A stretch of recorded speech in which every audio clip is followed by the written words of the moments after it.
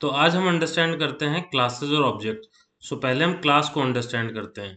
Class क्या होती है? ब्लूप्रिंट होती है और एक टेम्पलेट होता है जो कि डिफाइन करता है बिहेवियर ऑब्जेक्ट के। जैसे हम एग्जांपल लेते हैं कि जैसे कार एक क्लास है, तो उसकी कुछ प्रॉपर्टीज होगी, कुछ मेथड होगी। प्रॉपर्टीज क्या होगी कि जैसे उसके 4 टायर होंगे, उसका इंजन होंगे। मेथड क्या होगा? वो स्टार्ट होएगी, वो रन होगी, ये उसके मेथड होंगे।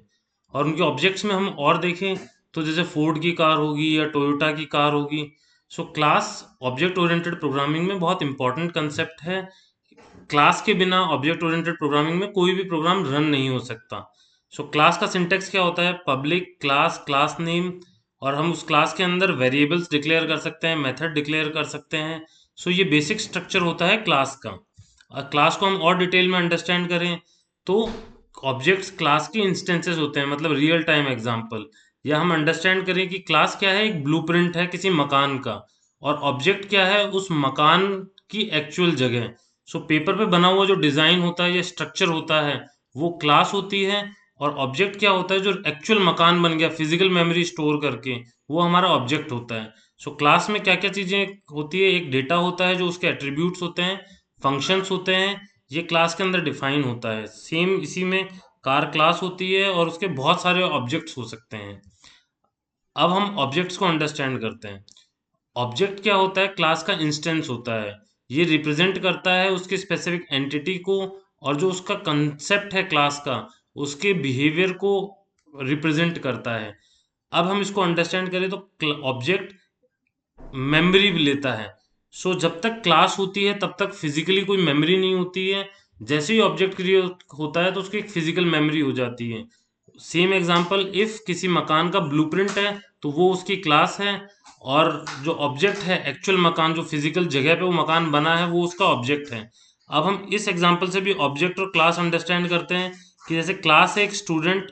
स्टूडेंट क्लास के अंदर क्या क्या स्टेट हो सकते हैं? जैसे उसकी ऑब्जेक्ट हो सकते हैं या एट्रीब्यूट हो सकते हैं, नेम, एज, कलर, उसका जेंडर। उसके फंक्शंस क्या क्या हो सकते हैं, उसके बिहेवियर क्या क्या हो सकते हैं, ईटिंग, ड्रिंकिंग, रनिंग।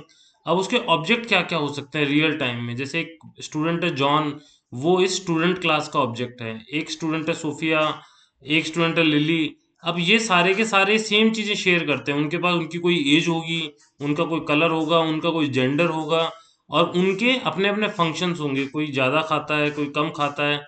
अब क्लास जो बन गई उसका ऑब्जेक्ट कैसे डिक्लेयर करते हैं? क्लास का नेम जो हमने क्लास बनाई है आगे, फिर हम ऑब्जेक्ट का नेम डिसाइड करते हैं जो हम अपने अकॉर्डिंग दे सकते हैं, और न्यू क्लास नेम, और राउंड ब्रैकेट करके क्लोज कर देंगे। इस तरीके से ऑब्जेक्ट का सिंटेक्स डिफाइन होता है।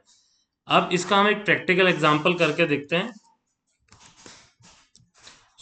ये एक क्लास है कार नाम से, उसमें मैंने दो स्ट्रिंग टाइप के ब्रांड और कलर डिक्लेयर किए, और उसमें मैंने एक फंक्शन बनाया स्टार्ट इंजन नाम से, जिसमें मैं ब्रांड और कलर को प्रिंट करवा रहा हूँ आउटपुट में। अब उसका एक और क्लास बनाया मेन क्लास, उसमें मैंने पब्लिक स्टैटिक वॉइड मैन लगाया। और जो कार क्लास है, जो मैंने कार क्लास ऊपर डिक्लेयर की है, इस कार क्लास का एक ऑब्जेक्ट बनाया माय कार, और मैंने उसके जो भी ब्रांड और कलर है वो डिसाइड कर दिए टोयोटा और रेड।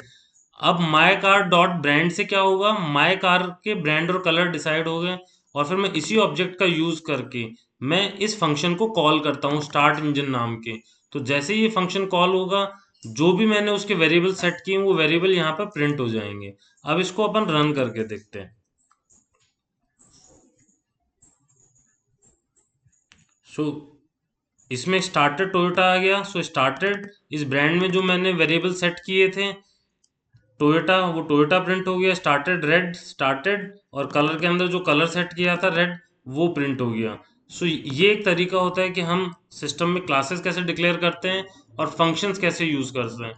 क्लासेस और ऑब्जेक्ट्स हमारी हेल्प करते हैं कोड की रीयूजेबिलिटी क्रिएट करने के लिए, कि एक बार हमने उसके क्लास बना दी, उसके फंक्शंस बना दी, उसको हम मल्टीपल टाइम यूज कर सकते हैं।